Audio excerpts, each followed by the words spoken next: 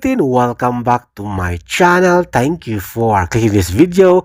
Isang US-based magazine na franchise ngayon sa Pilipinas, ang Square o Square Philippines, pinalandakan, binalandra, binandera at proud na ang SB19 ay member na at under contract ng Utah.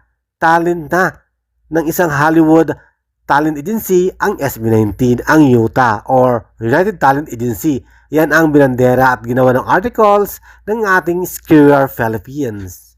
Proud ang Square Philippines na SB19 ang tanging boy band, Filipino boy band na nagbigay o nagdala ng multilingual Tagalog song ng Pilipinas sa buong mundo.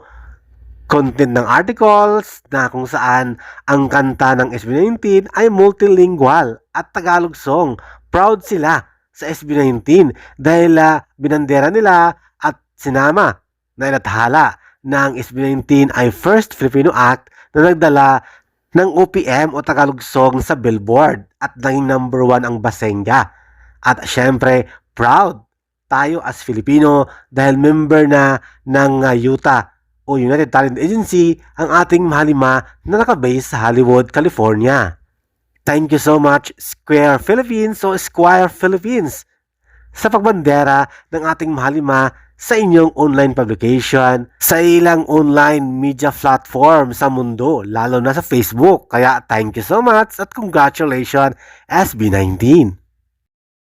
Thank you for watching, guys. See you in the next video and update. Please like and subscribe to my channel. Keep watching. God bless everyone and always remember, be yourself and be a good one.